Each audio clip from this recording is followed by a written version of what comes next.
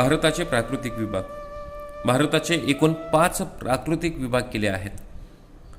प्रदेशांच्या समान वैशिष्ट्यांचा विचार करून तयार केलेल्या या 5ही प्राकृतिक विभागांची थोडक्यात माहिती घेऊया. भारताच्या उत्तरेला हिमालय पर्वतरांग आहे. तपकिरी रंगाने दाखवलेली ही पर्वत प्रणालीचा भाग हा भारताचा एक प्राकृतिक विभाग मानला जातो. हिमालयाच्या दक्षिणेला उत्तर भारतीय मैदानी प्रदेश आहे. पिवळ्या रंगाने दाखवलेला हा उत्तर भारतीय मैदानी प्रदेशाचा पट्टा हा भारताचा दुसरा प्राकृतिक विभाग आहे. उत्तर भारतीय मैदानी प्रदेशाच्या दक्षिणेला भारतीय द्वीपकल्पीय पठार आहे. त्रिकोणी आकाराचा हा पट्टा हा भारताचा तिसरा प्राकृतिक विभाग आहे.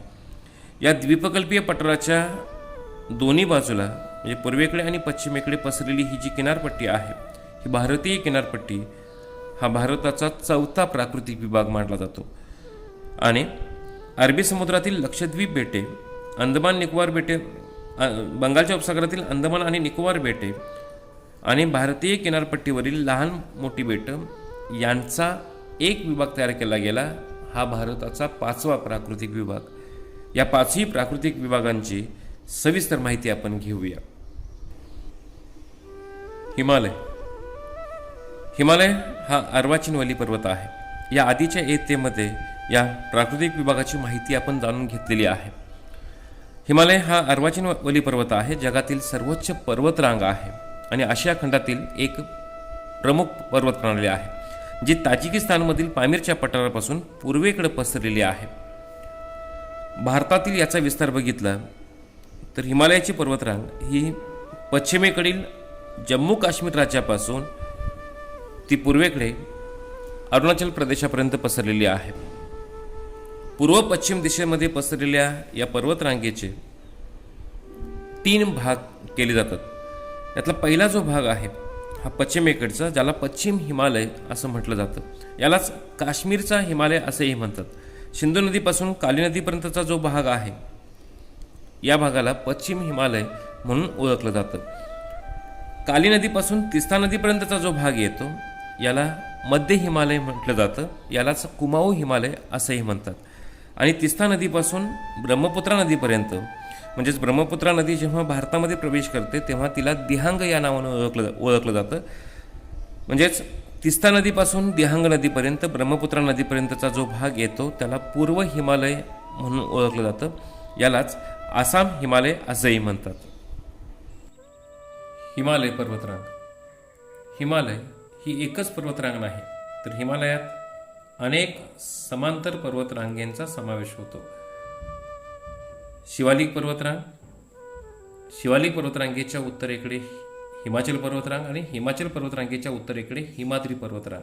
या हिमालयातील प्रमुख 3 पर्वतरांगा. याच्या पलीकडे ज्या पर्वतरांगा आहेत त्यांना हिमालया पलीकडील पर्वतरांगा म्हणून ओळखलं जातं. ज्याच्यामध्ये कैलास पर्वतरांग, लडाख पर्वतरांग, काराकोरम पर्वतरांग आणि झास्कर पर्वतरांग यांचा समावेश होतो. यापैकी शिवालिक पर्वतरांग जी आहे ही हिमालयातील सर्वात दक्षिणेकडील पर्वतरांग आहे. सर्वात अर्वाचीन असणाऱ्या या पर्वतरांगेची समुद्रसपाटीपासूनची सरासरी उंची ही 900 ते 1100 मीटर इतकी आहे. शिवालिक पर्वतरांगेच्या उत्तरेकडे हिमाचल पर्वतरांग आहे. याच पर्वतरांगेला लघु हिमालय असंही म्हटलं जातं. लघु हिमालयाची समुद्रसपाटीपासूनची सरासरी उंची ही 4500 मीटरपर्यंत आहे. शिवालिक पर्वतरांग आणि हिमाचल पर्वतरांग यांच्यामध्ये अनेक दऱ्या आहेत ज्यांना डून असं म्हटलं जातं. त्यामुळे इथे वसलेली जी काही शहरं आहेत त्यांना त्याच नावानं म्हणजे उदाहरणार्थ पाटली डून, कोटली डून, डेहराडून या नावानं ओळखलं जातं. हिमाचल पर्वतरांगेच्या किंवा लघु हिमालय पर्वतरांगेच्या उत्तरेकडे हिमाद्री ही पर्वतरांग आहे.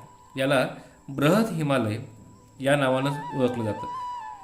बृहद हिमालयाची समुद्रसपाटीपासूनची सरासरी उंची ही 6000 ते 8000 मीटर इतकी आहे. ही सर्वात सलग, सर्वात लांब आणि अतिउंच असणारी पर्वतरांग आहे. शिवालिक ही सर्वात दक्षिणेकडील पर्वतरांग तर हिमाद्री किंवा बृहद हिमालय ही सर्वात उत्तरेकडील पर्वतरांग आहे. या प्रमुख पर्वतरांगेच्या पलीकडे ज्या हिमालया पलीकडील पर्वतरांगा आढळतात ज्याच्यामध्ये कैलास पर्वतरांगेचा समावेश होतो, लडाखची पर्वतरांग आहे, झास्कर पर्वतरांग आहे आणि काराकोरम पर्वतरांग आहेत. त्यामुळे 4 समांतर पर्वतरांगेमध्ये एक शिवालिक पर्वतरांग, दुसरी हिमाचल पर्वतरांग, तिसरी हिमाद्री किंवा बृहद हिमालय पर्वतरांग आणि चौथी हिमालयाकडील पर्वतरांगा, ज्याच्यामध्ये या 4 पर्वतरांगेंचा समावेश होतो. याच्यामध्ये यापैकी काराकोरम ही जी पर्वतरांग आहे याच्यामध्ये केटू नावाचं शिखर आहे, जे भारतातील सर्वोच्च शिखर मानलं जातं. या नकाशामध्ये ते आणखी जास्त स्पष्ट होईल. इथे बघा, नकाशात दाखवण्यासाठी हा प्रश्न विचारला जातो. तर काराकोरम पर्वतरांगेतील केटू नावाचं जे शिखर आहे, ज्याची उंची 8,681 मीटर इतकी आहे, हे भारतातील सर्वोच्च शिखर आणि जगातील दुसऱ्या क्रमांकाचं शिखर मानलं जातं. जगातील पहिल्या क्रमांकाचं शिखर हे माउंट एव्हरेस्ट, जे चीन आणि नेपाळच्या सीमेवर येतं, ज्याची उंची 8,848 मीटर इतकी आहे. हे जगातील सर्वोच्च शिखर. दुसऱ्या क्रमांकाचं जगातलं शिखर आणि भारतातील सर्वोच्च शिखर काराकोरम पर्वतरांगेतील केटू हे आहे, ज्याची उंची 8,681 मीटर इतकी आहे. पण सध्या हा भाग पाकव्याप्त काश्मीरमध्ये आहे. नकाशात दाखवण्यासाठी हा प्रश्न विचारला जातो, त्यामुळं नकाशाचा नीट अभ्यास आपल्याला करायचा आहे. दुसरा प्राकृतिक विभाग, उत्तर भारतीय मैदानी प्रदेश.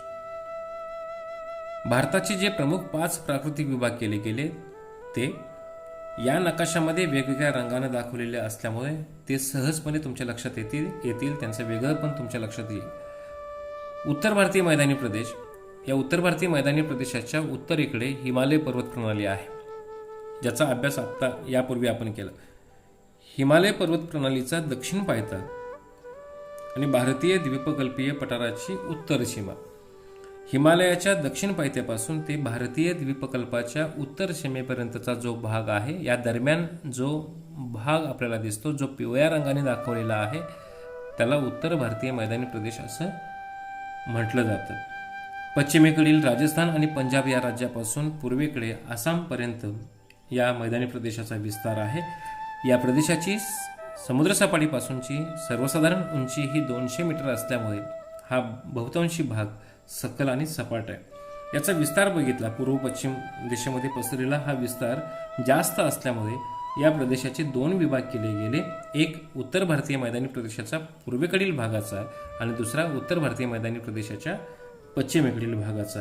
यात इथे जो राजस्थानमध्ये अरवली पर्वत आहे, या अरवली पर्वताच्या पूर्वेकडील भाग या नकाशापेक्षा या नकाशामध्ये तुम्हाला ती जास्त ठळकपणे लक्षात येईल. इथे अरवली पर्वत आहे, याचं स्थान बघून ठेवा, कारण नकाशात दाखवा म्हणून हा प्रश्न विचारला जातो. दक्षिण उत्तर पसरलेला हा अरवली पर्वत, याचं नेमकं स्थान बघून ठेवा. अरवली पर्वताच्या पूर्वेकडचा भाग हा गंगा नदीच्या मैदानी प्रदेशाचा आहे. हे गंगेचं खोरं आहे. या प्रदेशातून मुख्य नदी गंगा जी पूर्वेकडे वाहत जाते. सर्वसाधारणपणे ज्या दिशेला उतार असतो त्या दिशेला पाण्याचा प्रवाह वाहतो, त्यामुळे या मैदानी प्रदेशाचा उतार पूर्वेकडे आहे हे लक्षात येतं. उत्तर प्रदेश, बिहार आणि पश्चिम बंगालमधून वाहत जाणारी ही गंगा नदी आहे ती पुढे बांगलादेशमध्ये वाहत जाते. बांगलादेशमध्ये या नदीला ब्रह्मपुत्रा नदी येऊन मिळते. त्यामुळे पश्चिम बंगाल आणि बांगलादेश मिळून गंगा ब्रह्मपुत्रा नदीचा जो त्रिभुज प्रदेश तयार होतो, या त्रिभुज प्रदेशाला सुंदरबन या नावानं ओळखलं जातं. सुंदरबन हा जगातील सर्वात मोठा त्रिभुज प्रदेश आहे. नकाशात दाखवा किंवा गाळांतरासाठी हा प्रश्न हमखास विचारला जातो. उत्तर भारतीय मैदानी प्रदेशाच्या पश्चिमेकडचा जो भाग आहे, या भागामध्ये वाळवंट आहे, ज्याला भारतीय महावाळवंट म्हणून ओळखलं जातं.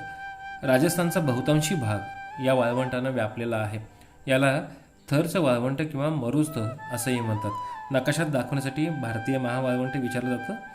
याच्या उत्तरेकडे पंजाबचा जो मैदानी प्रदेश आहे, हा मैदानी प्रदेश तयार कसा झाला बघा, की या प्रदेशातून वाहत जाणारी सतलज नदी आणि तिच्या ज्या उपनद्या आहेत, त्या उपनद्यांनी वाहून आणलेल्या गाळाच्या संचयनातून या मैदानी प्रदेशाची निर्मिती झाली. या नद्या पश्चिमेकडे वाहत जातात. याचाच अर्थ या पंजाबच्या मैदानी प्रदेशाचा सर्वसाधारण उतार हा पश्चिमेला आहे हे लक्षात येतं. आता या गाळाच्या संचयनातून तयार झालेली ही मृदा ही सुपीक असल्यामुळे इथे शेती व्यवसाय फार मोठ्या प्रमाणात केला जातो. तिसरा प्राकृतिक विभाग भारतीय द्वीपकल्प. उत्तर भारतीय मैदानी प्रदेशाच्या दक्षिणेला पसरलेला आणि हिंदी महासागराकडे निमुळता होत जाणारा हा जो प्रदेश आहे याला भारतीय द्वीपकल्प म्हणून ओळखलं जातं. या प्रदेशामध्ये हा प्रदेश इथे बघून ठेवा. या नकाशावरून त्याचा पुढचा अभ्यास आपण करूया. या प्रदेशामध्ये अनेक लहान मोठे पर्वत आणि पठारी प्रदेश आहेत. पुस्तकच्या पान नंबर 14वर जर बघितलं तर हा भारताचा प्राकृतिक नकाशा आहे. ठळकपणे आणि स्पष्टपणे तुम्हाला तिथे तो भाग लक्षात सहजपणे बघता येईल. इथे अरवली पर्वत आहे, इथे विंध्य पर्वत आहे, इथे सातपुडा पर्वत आहे, ही सह्याद्रीची पर्वतरांग आहे. या पर्वतरांगा तर अरवली पर्वताच्या पायथ्याशी मेवाड पठार, माळवा पठार, बुंदेलखंड पठार, बागेलखंड पठार, छोटा नागपूर पठार, महाराष्ट्र पठार, दख्खनचे पठार, तेलंगणा पठार आणि कर्नाटक पठार यासारखे पठारी प्रदेश या द्वीपकल्पावर आहेत. यापैकी अरवली पर्वत जो आहे, जो दक्षिण उत्तर दिशेला पसरलेला आहे, हा सर्वात प्राचीन वली पर्वत आहे. याच्या पायथ्याशी मेवाडचा पठार आहे. नकाशात दाखवण्यासाठी किंवा गाळांतरासाठी हा भाग विचारला जातो. या द्वीपकल्पीय प्रदेशामधून वाहत जाणाऱ्या ज्या काही नद्या आहेत त्या नद्यांचा अभ्यास आपण याच प्रकरणामध्ये पुढे करणार आहोत. चौथा प्राकृतिक विभाग किनारपट्टीचा प्रदेश. द्वीपकल्पीय पठाराच्या दोन्ही बाजूला पूर्वेकडे आणि पश्चिमेकडे भारतीय किनारपट्टी आहे. भारताला सुमारे 7,500 किलोमीटर लांबीची किनारपट्टी लाभलेली आहे. द्वीपकल्पाच्या पश्चिमेकडील किनारपट्टी ही अरबी समुद्राला लागून आहे, तर पूर्वेकडील किनारपट्टी ही बंगालच्या उपसागराला लागून आहे.